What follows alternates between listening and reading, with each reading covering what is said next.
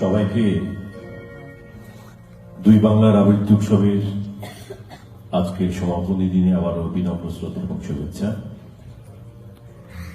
অনুষ্ঠান সঞ্চালক শুরুতেই বলেছেন চর্চার ইতিহাস ঐতিহ্য। আমরা একটি নিরীক্ষামূলক প্রযোজনা করব। চর্চা গীতিগুলো সেকালে চর্চা গীতিগুলো রচিত হয়েছিল পদ্য গানের সাধন সঙ্গীত হিসেবে। এসব গানের কথা এবং স্বরের আড়ালে লুকিয়ে আছে নানা গূঢ় তত্ত্ব। তাই চর্চা গীতির ভাষাকে বলা হয় আলো আঁধারের ভাষা। চর্চা গীতিগুলি ধর্ম সাধনার গীত হিসেবে রচিত হলেও তাতে সাহিত্যের একটি পরিচয় আমরা পাই। অনেক গীতি কাব্যগুণে সমৃদ্ধ, তাছাড়া সেগুলিতে রয়েছে সেকালের জীবনধারা, সমাজচিত্র, ভৌগোলিক পরিবেশ ইত্যাদির পরিচয়। চর্চা গীতিগুলো সেকালে গীত হিসেবে গাওয়া হতো, সেজন্য প্রতিটি পদে রাগ রাগিনীর উল্লেখ রয়েছে, যা এখন চিরতরে হারিয়ে গেছে। কিন্তু একালের গুণী সঙ্গীতজ্ঞরা তাদের প্রজ্ঞা এবং কল্পনা মিশিয়ে সেগুলিতে নতুন করে সুর আরোপের চেষ্টা করেছেন। এর লক্ষ্যে এই যে নতুন প্রজন্মের কাছে আমাদের সুপ্রাচীন সাহিত্যের সঙ্গে পরিচয় করিয়ে দেওয়া এবং সেই সঙ্গে সেকালের গীতি বা সঙ্গীত ঐতিহ্যকে তুলে ধরা। আমাদের ভাবনা চিন্তার খানিকটা হয়তো আজকে এই আয়োজনে তুলে ধরার চেষ্টা করব, এর বেশি কিছু নয়। প্রিয় দর্শক এবং শ্রোতা, আমাদের ভেতরে যে চিন্তা, এই চিন্তার বিস্তার ঘটাতে পারলে আপনাদের মাঝে আমাদের এই প্রয়াস অনেকটা সার্থক বলে মেনে নেব। সুপ্রিয় সুধী, আমরা শুরু করছি আমাদের আজকের আয়োজন চর্চায় অর্চনা। কা তোর বড় পাঞ্জু বিটালো, পদকর্তা লুইপা,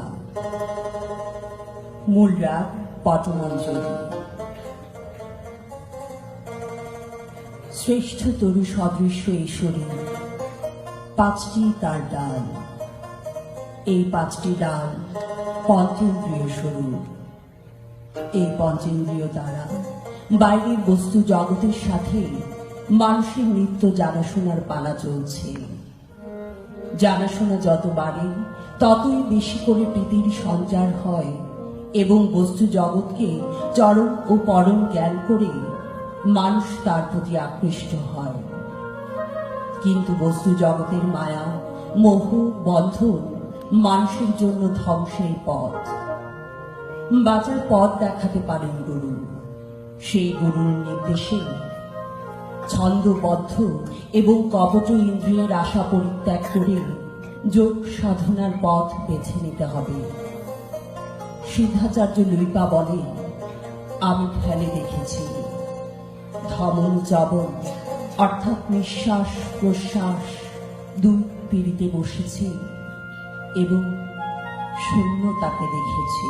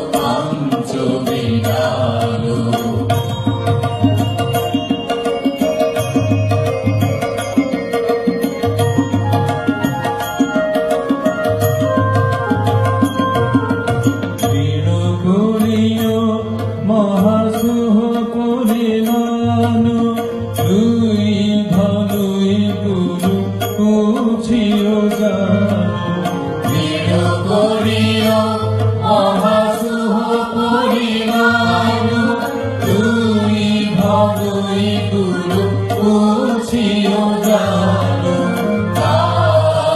তরু বড় কাঞ্চ বিরানু চঞ্চল চির পরীক্ষা জানু তরু বড় কাঞ্চ বিরানু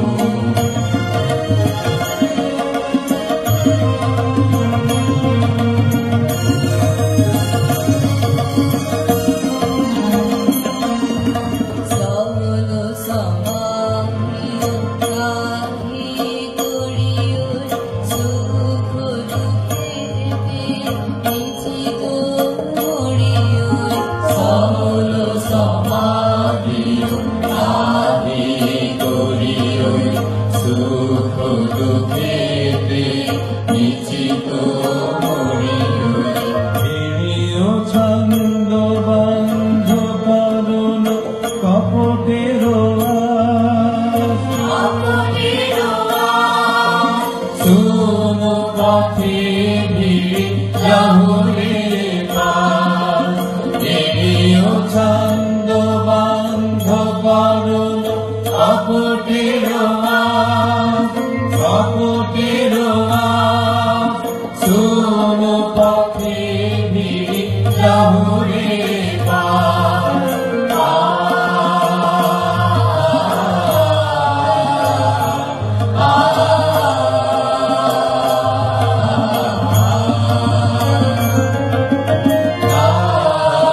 তরু বড় পাঞ্চ বিলানু চঞ্চল চির পরীক্ষা জানু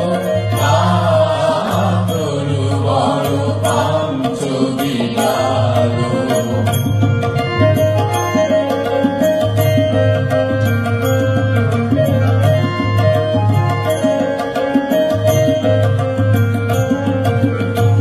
লুই লুই আমহে ঝালে বিখা ভমন চমন বিনি বিন্দি দইখা লুই লুই আমহে ঝালে বিখা ভমন চমন বিনি বিন্দি দইখা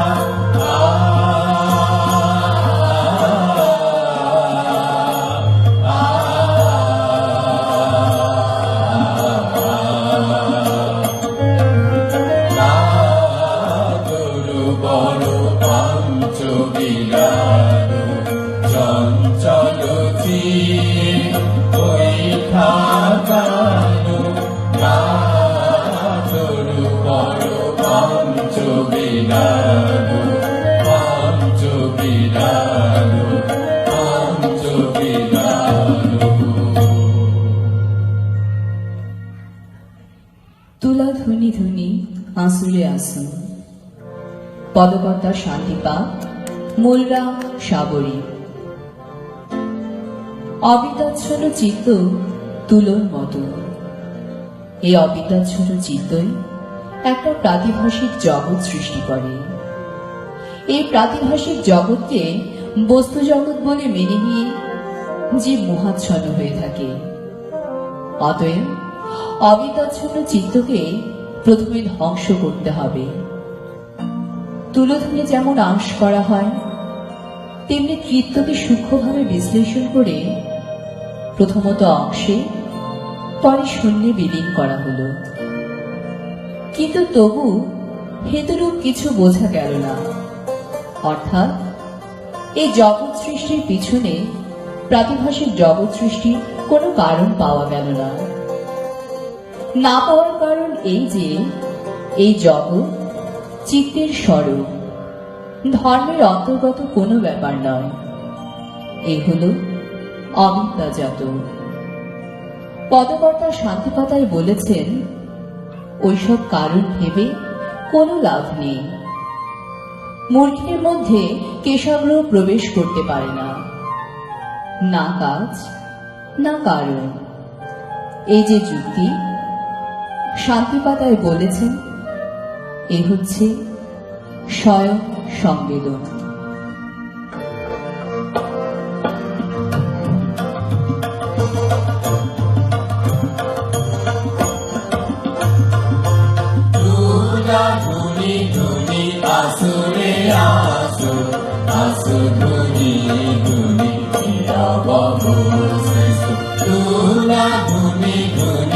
আসুরে আসু আসু ধুনি ধুনি প্রিয় প্রভু শিশু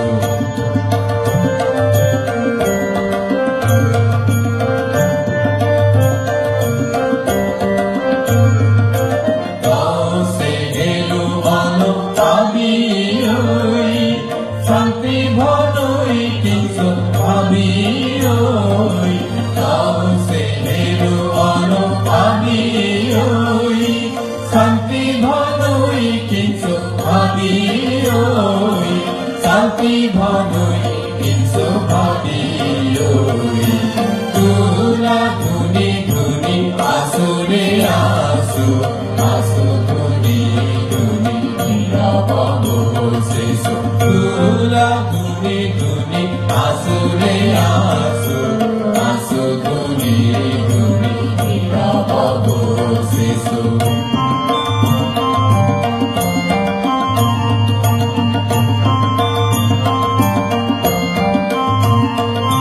তুলা ধুনি ধুনি শুনে আহারে তুলো লইয়া আপনা জটারে তুলা ধুনি ধুনি শুনে আহারে তুলো লইয়া আপনা জটারে গহন বাট দুইয়ার নদী সই শান্তি ভনই বালা গণ পইসই গহন বাট দুইয়ার নদী সই শান্তি ভনই বালা গণ পইসই শান্তি ভনই বালা গণ পইসই তুলা ধুনি ধুনি আসুরে আসু আসু ধুনি ধুনি নিরাপদ শিশু তুলা ধুনি ধুনি আসুরে আসু আসু ধুনি ধুনি নিরাপদ শিশু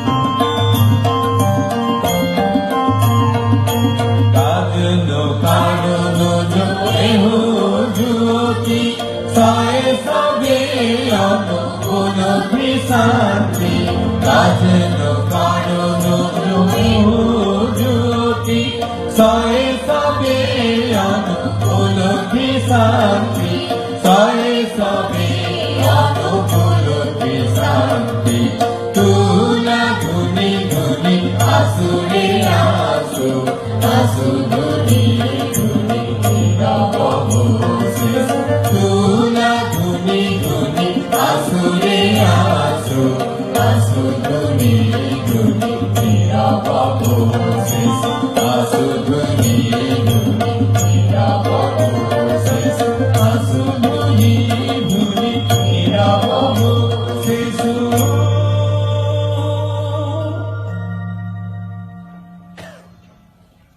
গঙ্গা যমুনা মাঝেরে বহই নাই পদকর্তা বা চর্যা গীতিকা ডম্বিপা মূল রাগ ধনসি। গঙ্গা যমুনা হচ্ছে দুপাশের দুটি নারী, ইড়া পিঙ্গলা, বসনা লড়না। এদের মধ্যবর্তী অবধূতিকা পথে সাধককে এগোতে হবে। অবধূতিকায় রয়েছে প্রমত্তাঙ্গে হস্তিনী স্বরূপিণী নৈরাত্য।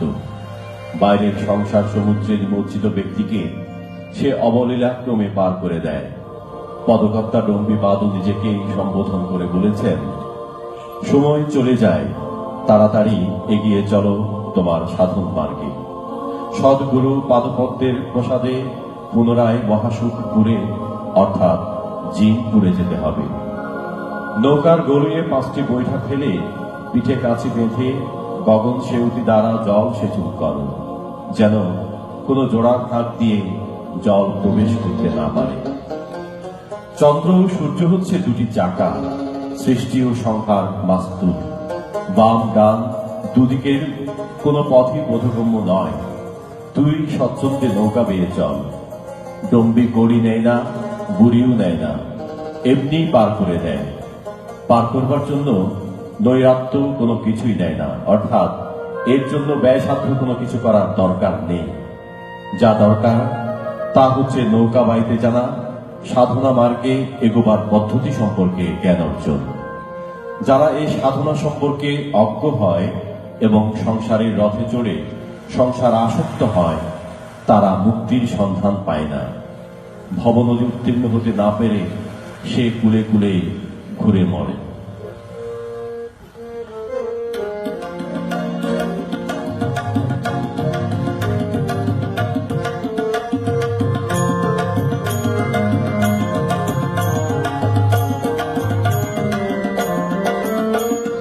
গঙ্গা যমুনা মাঝে বহিলাই, গঙ্গা যমুনা মাঝে বহিলাই, তরি চড়িলি মাতঙ্গি বইয়া, তরি চড়িলি মাতঙ্গি বইয়া, দিলে পার করে গঙ্গা যমুনা মাঝে বহিলাই,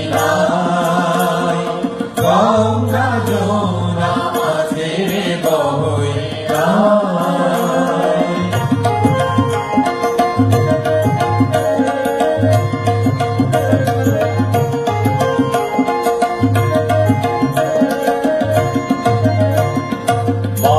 বাহতরম্বি বাহলদম্বি বাটত ভৈর সারা, সদ্গুরু পাও বসাই যাইব ফুলু ঝিনুরা।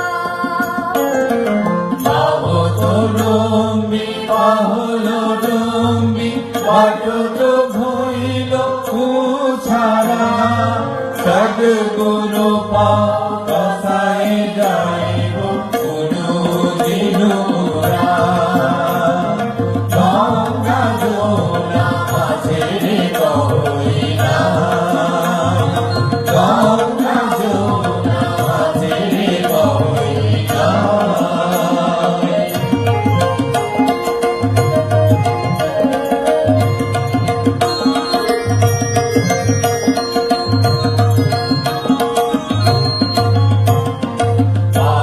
পাঞ্চকেরুয়া পড়ন্তে মাগে পিঠত কাছে বাঁধি, দল দুপুরে সিঞ্চহ পানি তপই সই সাথী। পাঞ্চকেরুয়া পড়ন্তে মাগে পিঠত কাছে বাঁধি, দল দুপুরে সিঞ্চহ পানি তপই সই সাথী। গঙ্গা যমুনা মাঝে বহিলাই, গঙ্গা যমুনা মাঝে বহিলাই।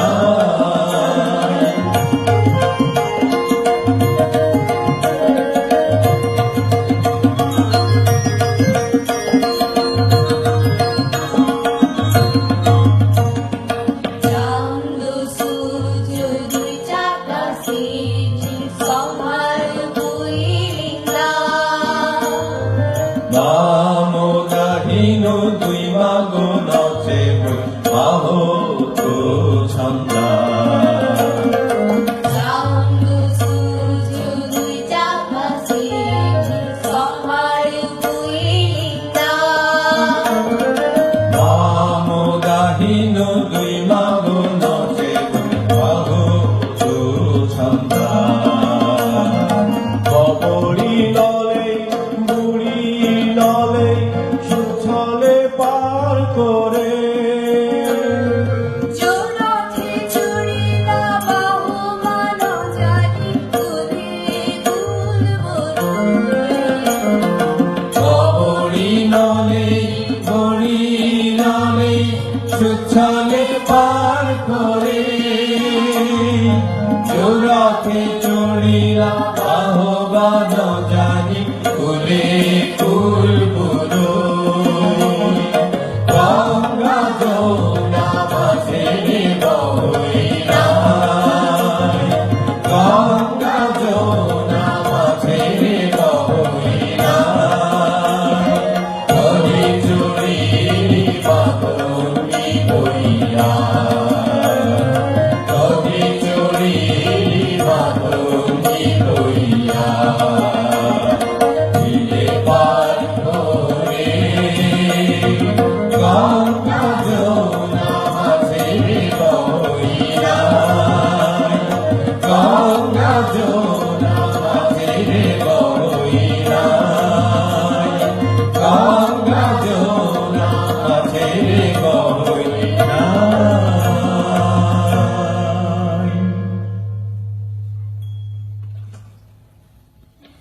কাহেরে ঘিনি মেলি আছো কিছু পদকর্তা বা চর্যা গীতিকা ভুজুকুপা, মূল রাগ পটমঞ্জরি।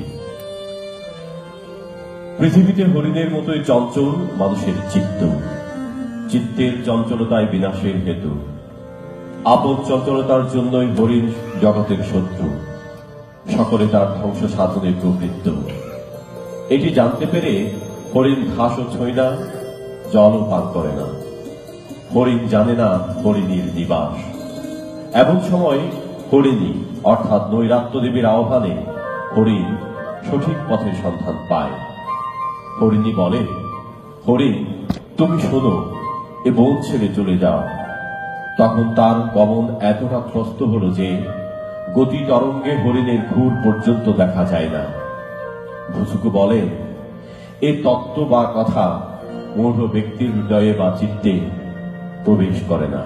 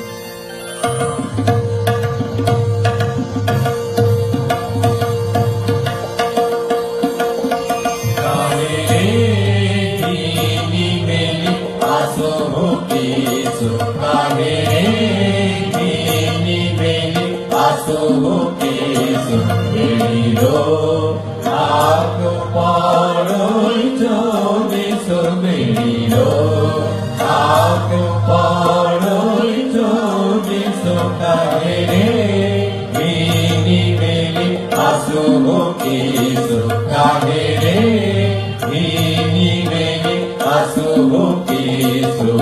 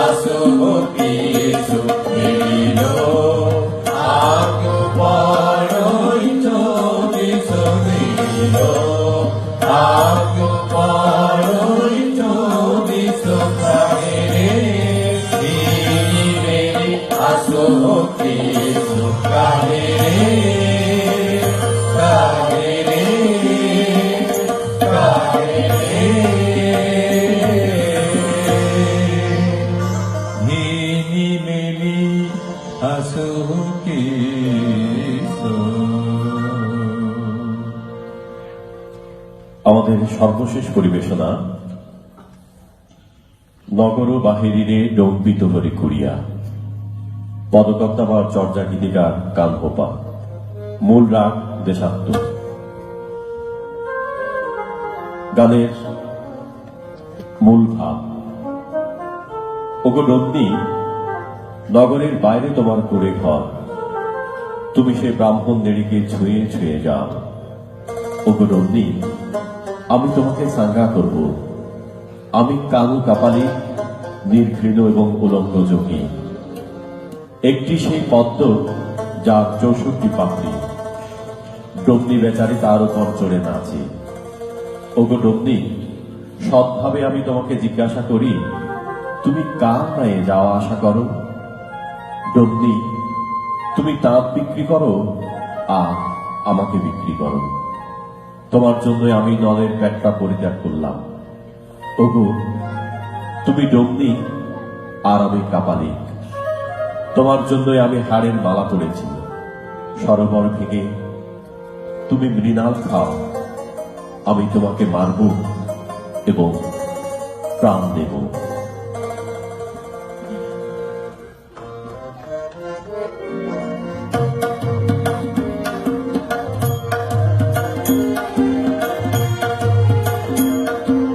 নগর বাহিরে ডম্বিত হরি কুড়িয়া, ছই ছই গাছি বাহন নাড়িয়া। নগর বাহিরে ডম্বিত হরি কুড়িয়া, ছই ছই গাছি বাহন নাড়িয়া। নগর বাহিরে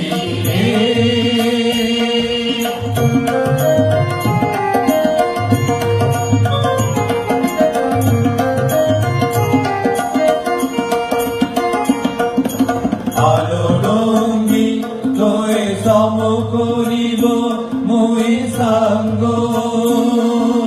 বিভিন্ন বান্ধনা বাড়ি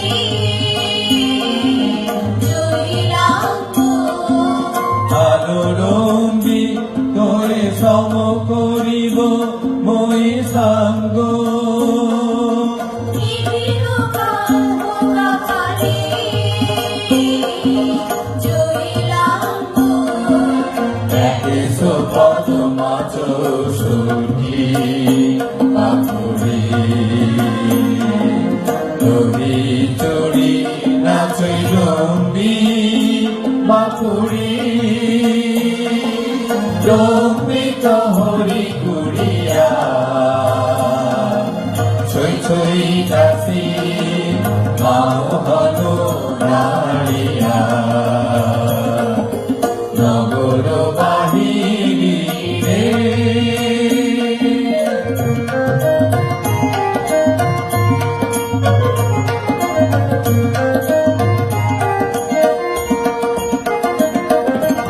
আলো ডম্বি তো ছবি সাথে ভাবে। আইস সিজাসি ডম্বি বাহিরি নামে। আলো ডম্বি তো ছবি সাথে ভাবে। আইস সিজাসি ডম্বি বাহিরি নামে। প্রান্তিনি করো ডম্বি আপন জানিরা। তোর অন্তরে ছাড়ি নর বেড়া, ডম্বিত হরি কুড়িয়া, ছই ছই গাছি বাহন নাড়িয়া। নগর বাহিরে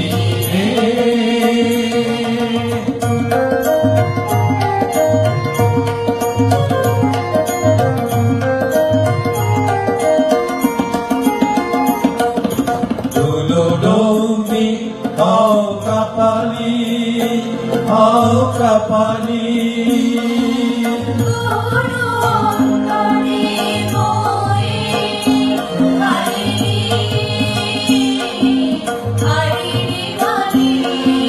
দুলরম্বি হও কাপালি হও কাপালি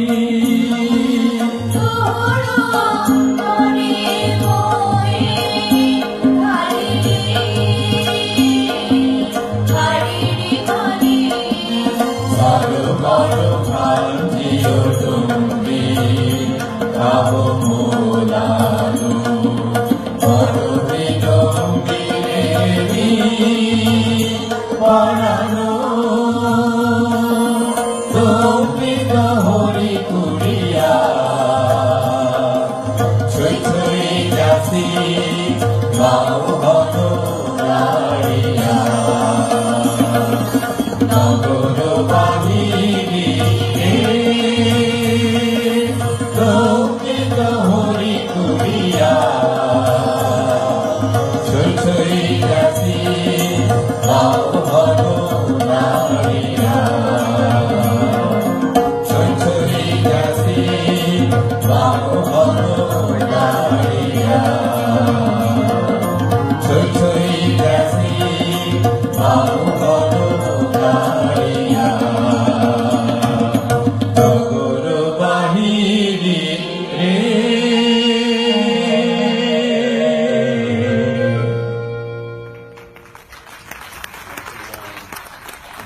ধন্যবাদ উচ্চারক আবৃত্তি কুঞ্জ তাদের অসাধারণ একটি প্রযোজনা চর্চায় অর্চনা।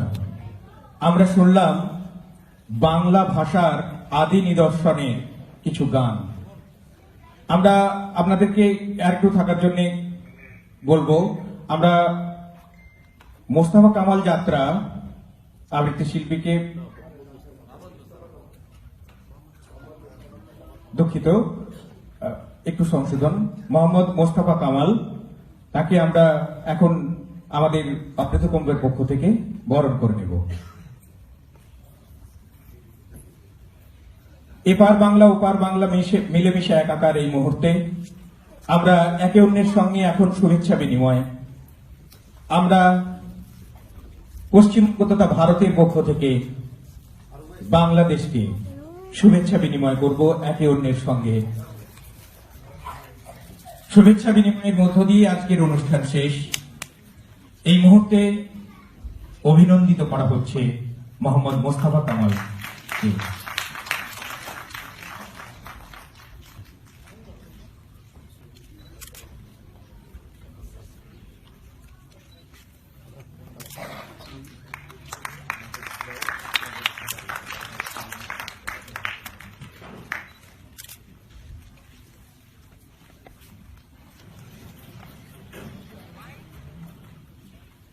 সবার প্রতি আমারও কৃতজ্ঞতা। আমি এখন মঞ্চে একটু আহ্বান করব অমৃত কুম্ভের সাধারণ সম্পাদক সৌমেন চট্টোপাধ্যায়, এবং কালকে থেকে আমাদের সাথে, গত পরশু থেকে আমাদের সাথে তারা শ্রম দিয়েছেন, সময় দিয়েছেন।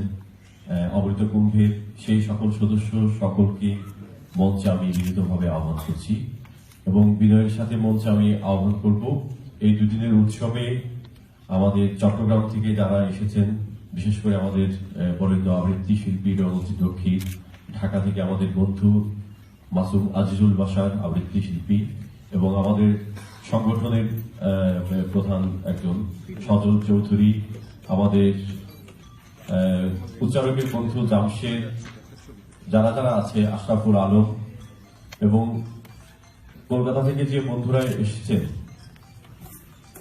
কবি বন্ধুরা চলে গেছেন। আচ্ছা আচ্ছা, আমি অমৃত কুম্ভের অনেককেই মঞ্চে চাচ্ছি, এবং সেই সাথে আমি উচ্চারকের পক্ষ থেকে আমাদের একটি ছোট্ট একটি স্মারক এবং আমাদের কিছু স্মারক প্রকাশনা আমি অমৃত কুম্ভের সাধারণ সম্পাদক সৌমেন চট্টোপাধ্যায় মহোদয়ের হাতে তুলে দিতে চাই এই পর্বে।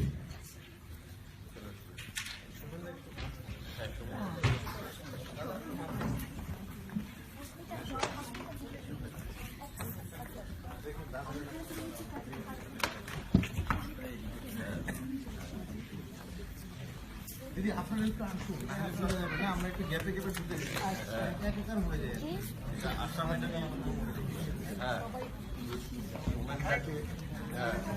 এটা কি তোলা হচ্ছে সবারই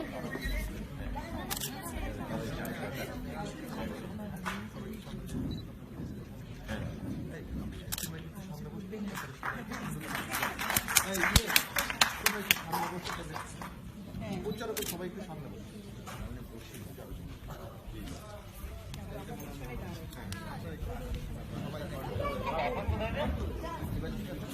দাদা ভাই